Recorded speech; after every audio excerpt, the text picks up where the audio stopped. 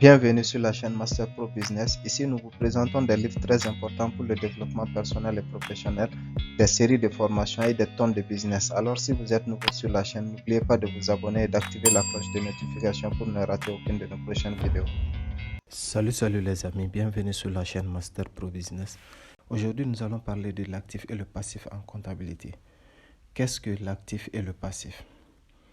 L'actif et le passif composent les deux parties du patrimoine d'une entreprise commerciale. Ils apparaissent sous forme d'un tableau à deux colonnes et qui est appelé le bilan de l'entreprise.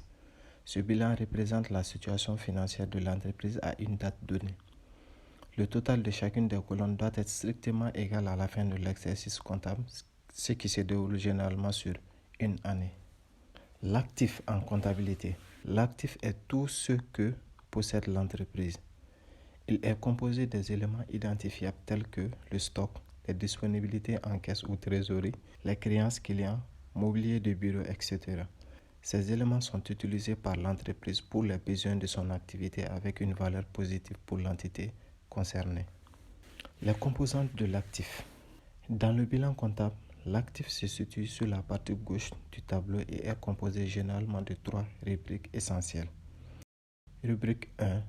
L'actif immobilisé. L'actif immobilisé comprend l'ensemble des biens qui vont servir de façon durable à l'activité de l'entreprise. En langage comptable, on l'appelle cela des immobilisations. On en distingue trois catégories. Les immobilisations incorporelles, qui sont composées des brevets, des fonds de commerce, les frais d'établissement ou le droit de bail, etc. Les immobilisations corporelles, qui sont composées par les terrains, les bâtiments, les machines, les mobiliers, etc. Et ensuite, les immobilisations financières, qui sont composées par les prêts bancaires de l'entreprise, les cautions ou les titres de participation. Rubrique 2. L'actif circulant. Cette partie concerne tous les éléments qui ne vont pas être utilisés de façon durable par l'entreprise, c'est-à-dire qui sont susceptibles d'être monétisés à une échéance inférieure à 1 an. Ces éléments sont généralement consommés au cours du cycle d'exploitation de l'entreprise. Il est composé par 6 éléments. 1. Les stocks. 2. Les avances et les acomptes versés sur commande. 3.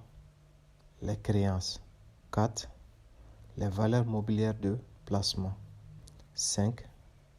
Les disponibilités. Et 6. Les charges constatées d'avance. Rubrique 3. Les comptes de régularisation. Cette partie ne concerne pas les petites et moyennes entreprises. Les comptes de régularisation désignent les charges à répartir sur plusieurs exercices comptables ainsi que les écarts de conversion actifs. Ces derniers concernent les enregistrements comptables particuliers que doit faire l'entreprise lorsqu'elle commerce avec d'autres structures en devises étrangères. Le passif en comptabilité. Le passif constitue les ressources et regroupe toutes les dettes de l'entreprise. Concrètement, le passif compose les moyens dont dispose l'entreprise pour financer ses actifs. Le passif du bilan est un élément de patrimoine qui a une valeur économique négative pour l'entreprise. Ce sont des obligations à l'égard d'un tiers qui conduira à une sortie de ressources au bénéfice de ce tiers. Les composants du passif. Le passif se situe à droite du bilan comptable et est composé de deux grandes rubriques. Rubrique 1. Le passif interne. Le passif interne d'une entreprise sont les capitaux propres. Ils représentent les ressources stables de l'entreprise qui doivent figurer dans le bilan avant l'inscription du résultat. Il est composé de 1. Les capitaux propres. 2. Les réserves légales et statutaires. 3. Les reports à nouveau. 4. Le résultat de l'exercice. Rubrique 2. Le passif externe. Le passif externe est composé de deux éléments. 1. Les dettes. Elles sont composées des dettes dont le montant et l'échéance sont connus. 2. Les provisions pour risques et charges. Elles rassemblent les passifs dont l'échéance ou le montant n'est pas fixé de manière précise.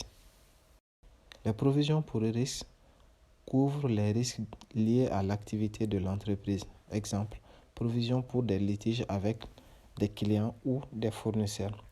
Et les provisions pour charge sont des prévisions pour la restructuration, pour le renouvellement ou pour des charges à répartir sur plusieurs exercices. Ainsi prend fin cette vidéo et si elle vous a été utile, n'oubliez pas de vous abonner et d'activer la cloche de notification afin de ne rien rater de nos prochaines vidéos. Allez, à très bientôt pour une autre vidéo.